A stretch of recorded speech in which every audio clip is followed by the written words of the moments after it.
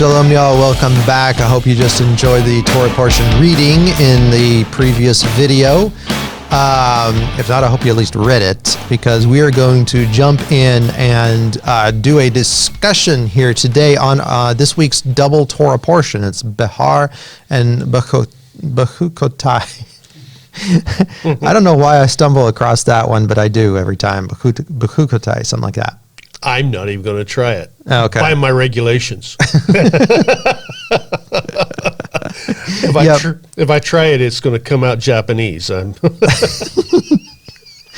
the kotai thing on the end sort of puts Greek into my head, and then it's all downhill from there. So, on the mountain is the first one, and then in my statutes or in my regulations is the second one, and it is Leviticus 25:1 through the end of the chapter, 27:34. So we're going to be done with Leviticus after this, and we head on into Numbers. At which point, I think I have to say a lot of names, don't I, when I read it? Mm-hmm. Well. We'll leave that for the other day, the trouble of the other day. So, Leonard, this portion is interesting. We have the Jubilee right off the bat in this portion. Yes. And I find it interesting. I guess I'd ask the question, does the Jubilee still apply? I almost hope so, because, honestly, I could use a sabbatical. Well, it wasn't until I started studying this that we've heard of somebody taking a sabbatical. Mm-hmm. But I didn't understand what that meant. It's even the same word. And it's interesting that the land would be restored at Sabbaths. Mm-hmm. I had an occasion in my life to semi-retire, go full-time ministry for 3 years, and had my sabbatical, but it lasted for 3 years. And then I went back and I did the math, and I saw how many sabbaticals I had missed up until that point in my life. And wow, I was even. Emphasis on was. I need to return. I still owe a few sabbaticals, so... Yeah, you started falling behind right away after. Yeah, that only caught you up. Now let's point out here too for those people who might not know, there's actually 2 cycles of sabbaticals, and the one we're talking about here is the Jubilee cycle, which is every 50 years. But there's also one that's every 7th year. Right. And on that one, property doesn't return to its owner, but debts are forgiven and slaves are freed. Which is... And you're not supposed to till the land and that kind of thing. Yeah. And until they were changed somewhere post the 90s, maybe it was late 90s, early 2000, our bankruptcy laws were changed. But up until then, even our bankruptcy laws reflected the biblical instructions for the sabbatical every 7th year. Mm-hmm. Dim shadow. I'm not saying perfect. Yeah, of course, yeah. Well, but you know what? There's something to that, because I believe, and I have not done the historical studies to really be able to say this with definiteness. But I do believe that our attitude towards bankruptcy, which is very lax, let's say, or liberal here in the United States. Mm-hmm. Like, for instance, in Holland, they'll still send you to jail over credit card debt. Mm-hmm. They will come and arrest you and put you in jail and tell you that you got to pay it off from jail, which I don't know how you're supposed to do that. Yeah, but they will. So they still have debtor's prison. Mm-hmm. And the same thing in Germany. Like, it's very hard to bankrupt. And that's been one of the things that have been brilliant about the United States, is that we have actually very liberal bankruptcy laws. So it's like, when you're stuck, okay, wipe the slate clean. Yeah, you're going to have, the scarlet letter for a little while, but, you can start over and you can build back up. And the 7 years things that you're talking about, it is absolutely true that you have that with the credit bureaus, where, they're basically looking back over the last 7 years. So that means that by the time you get to your 7th year after a bankruptcy, that history of being a bankrupt guy that failed is gone. Right. And you're freed from that. Right. And so there is some reflection of that in our, but the Jubilee, most theologians agree that the return of the Messiah will be on a year of Jubilee because of what happens at the Messiah's return. So with that in mind, I would say that the year of Jubilee does definitely still apply. How it applies in our culture, in our lifestyles, I don't know. But what do we see in here that happens on the year of Jubilee? Well, there's a great reset. Yes. And for all those preppers out there, and I was one and kind of need to return to that, but it seems to be something, I grew up in that lifestyle because the family farm always had food stored, and at any given time there'd be a 3-year food supply in the cellar. That was normal life on the farm. Why? Why was there a 3-year food supply? Because every now and then, the land doesn't yield its produce. Yeah. We see in 25, verse 18, rather you are to keep my regulations and rulings and act accordingly. If you do, you will live securely in the land. The land will yield its produce, and you will eat until you've had enough, and you will live there securely.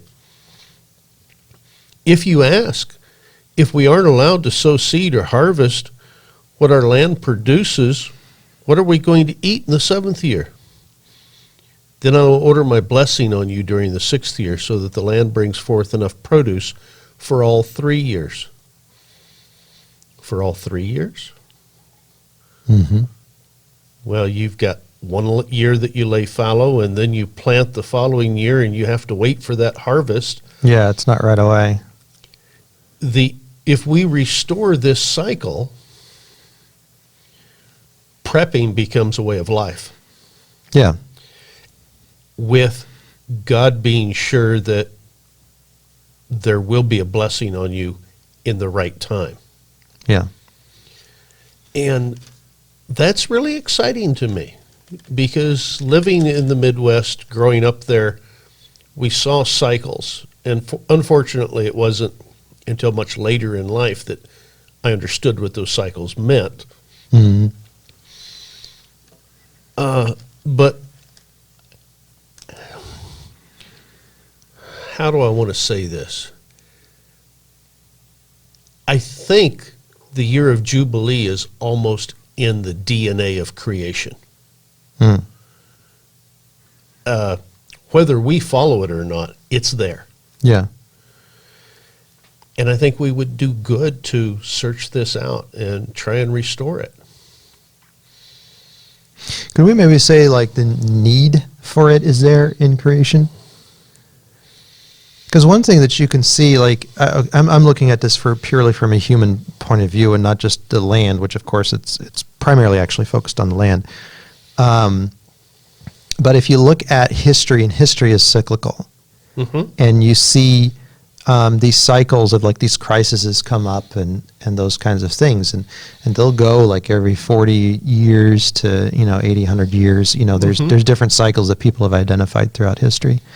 But it's interesting to me to have a system that has a twice a century reset, where there is a giant reset of wealth, basically, where people that have, or in families that have lost their wealth because they've hit hard times or because they've not managed it well or whatever, they get to start over.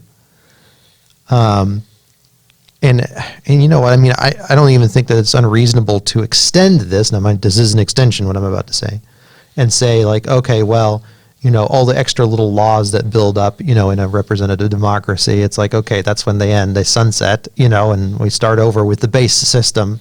I would add. Oh, how beautiful that would be. That would be gorgeous, because that is one thing that we don't have in our current system, is we don't have a good way to clear out the little detritus that builds up over time.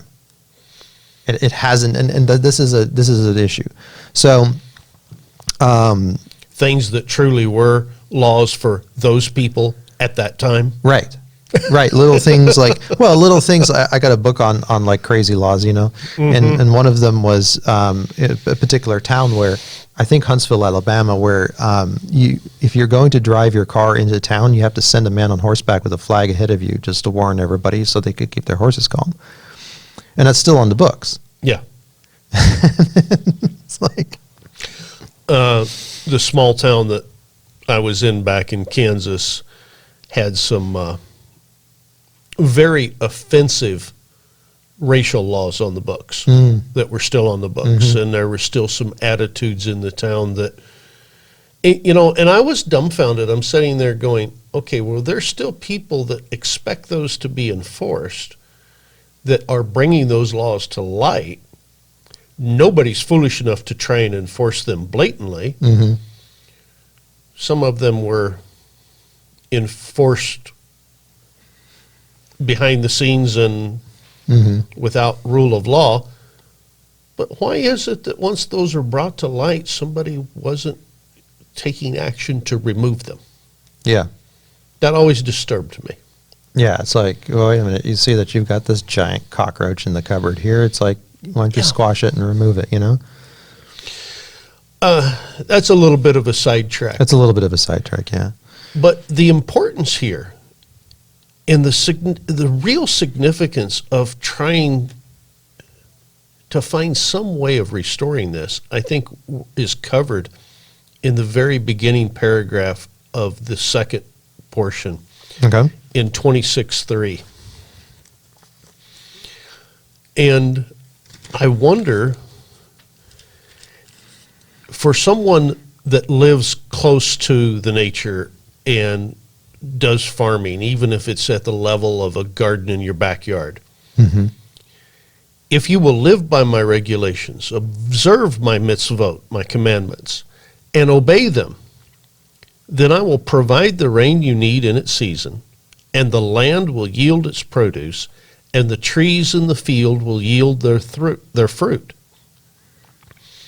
Your threshing time will extend until the grape harvest, and your grape harvesting will extend until the time for sowing seed. You will eat as much food as you want and live securely in your land. Now, before we go to the next statement, which is also extremely powerful, let's think about that. Do we believe that promise from God?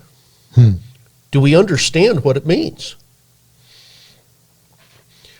You ever went out in the backyard and tilled up the ground and planted a bunch of seed and wondered, well, my tomato plants grew, but where did everything else go that I planted? Yeah. The land yielding its harvest is not a dead given. So this is a huge promise. And it's keyed off of living by God's regulations and paying attention to his commandments. And I find it's observe my mitzvot, or observe my commandments, and obey them. Observance and obeying are listed separately here. That's when all this will happen. And the threshing time extending to the grape harvest. Yeah. That means you've got an awful lot of work to do, but you also have a huge reward. Yeah, it's a huge reward coming in. I mean, it wouldn't have lasted that long. Shavuot is more or less the end of the wheat harvest. Yeah. In Israel, and then the grape harvest wouldn't start until a couple months later. Yeah. So there's a lot of work that year. Yeah. But there's a lot of reward. And then your grape harvest extends until it's time to sow the seeds for the next year. There's no want. Yeah. Well, and it says that exactly in verse 6. It's like, I'll give you peace in your land. You shall lie down, and none of you shall make afraid. I guess it's a little bit different, actually. Well, but you're right. It's like there's no hunger. There's this huge surplus coming off of the land. And really, I mean, this almost seems like this is any year to me. mm-hmm. You know, because the thing is, if you walk in my statutes, observe my commandments, and do them. There is provision. Yeah. What's the number one thing that we strive for? Not even if we're an agrarian society. Right now, we got a lot of crazy things going on. Yeah. Anybody been to the grocery store lately? Walked down the meat aisle. Yeah, empty. And looked at the empty shelves. It's a little unnerving. And I know from the feedback that I get from my friends that are still back in the breadbasket, they're appalled at the idea that our shelves don't have meat. Yeah. Because the cattle are there. Yeah. The chickens are there. Yeah, the swine's there too. We're not interested in that. But it's there. It's just not being processed. Right. Why are our shelves empty? What's the number one thought in people's mind? Now, of course, from my midsection, it may be more on my mind than it is yours. But we typically think about our next meal. And if you're not thinking about your next meal, when you miss 2 or 3, you are. Yeah. So what is it that gives you peace? Knowing that the next meal is covered. Yeah. Now, in our society, we haven't experienced empty shelves until recently. Mm-hmm. It's been a few weeks, but I remember early on in this idiocy, there wasn't any bread on the shelves. Mm-hmm. Of course, earlier than that, there wasn't any toilet paper on the shelves. And while that's not necessarily... Pop-Tarts were gone, too, at one point. Yeah. I remember early on, there was no time. I made the mistake of wanting to go buy, paper towels because we were out. There weren't any. Yeah. The toilet paper was all gone. They had plenty of Kleenex, though.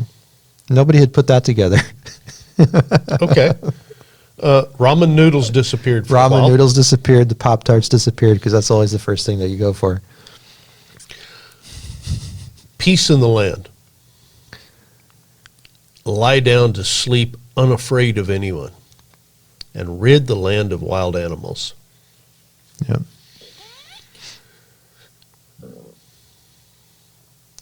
I don't know in our civilized society if we understand the value of peace in the land.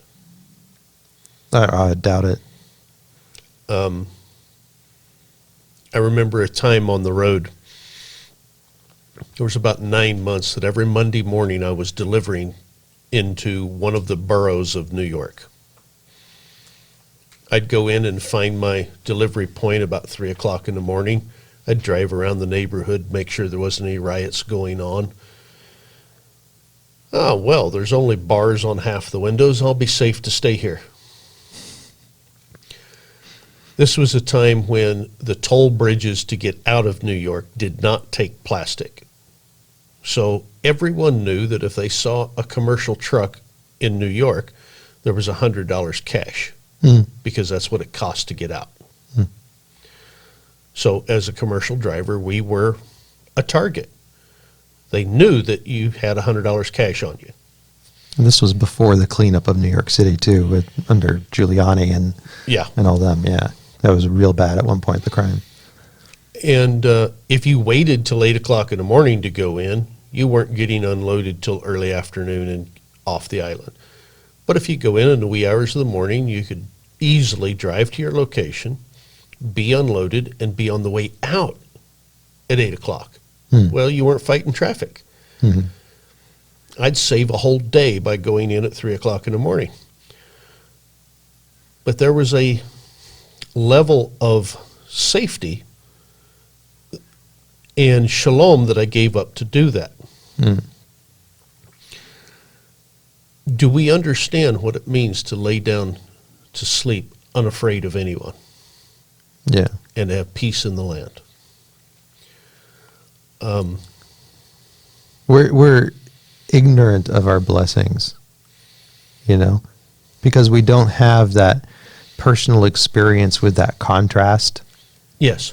And, we haven't, well, for a recent example, we haven't lived in Syria, where any given, group that's fighting any of the other given groups might come through your neighborhood at any time and wreak what kind of a havoc they might want to wreak.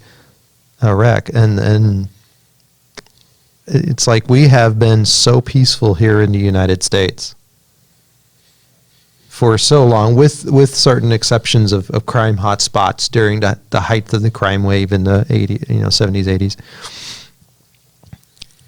But, honestly, we're untouchable here. Even in World War II, when they came and they bombed our Navy, it wasn't because they were going to invade. They couldn't. Like, right. It's almost impossible to invade the United States. So we sleep very, very peacefully. And I wonder, while that is a blessing, it has happened for so many generations. You take it for granted. Yes, we take it. Yeah. We take it for granted, and that blessing has 100%. actually done us a disservice because we have not understood what a blessing it is. Yeah. Well, isn't that one of the cycles that you actually see written out in the Bible, in the prophets? Because the people would fall away from God. They would be happy, peaceful, and prosperous. They would fall away from God. And because, well, all sorts of attractions that there might be for following idols, and there were some. And then, their society would fall apart. They would have an invader sweep through. They would be oppressed, and finally they would cry out to God, and God would, they would repent, and God would answer their call, and they would be able to reform their country. They would crawl back up, basically. And then you have peace and prosperity set in because of that, and you have a generation arise that has no idea of all the hell that they went through, and who was there for them. And here we are. Here we are, yeah. We broken humans. How do we stop that cycle? How do we stop that cycle and make sure that each generation knows that our peace and safety is dependent upon our following God and obeying His commandments, not dependent on what we can build? Yeah. I mean, when I was going to one of the boroughs, I had a ritual that I would do before I'd go to sleep. I'd walk the pit bull. Everybody knew that there was a pit in the truck. I would get back in the cab and lock it up and turn the light on and unload the shotgun and reload the shotgun in the full view, and I would lay down and go to sleep. That was the things that I did to guarantee my safety. I'd also say a prayer to the Most High. Yeah. Both work together. But here in the Scripture, we see that their peace in the land depends upon our obedience to God, not on our strength, not on, oh, wow, you have a special green thumb. No, you have a blessing from God. Yeah. How do we get back to this and break that cycle? And I think of King David as a young boy when he faced Goliath. I think that we have to face the lion. We have to face the bear, because Goliath is coming, and the only way David had the strength to face Goliath was that he had success with the lion and the bear.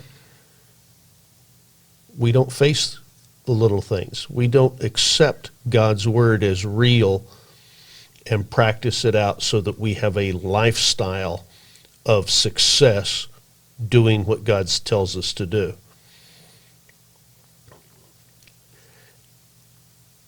I mean, where would world hunger be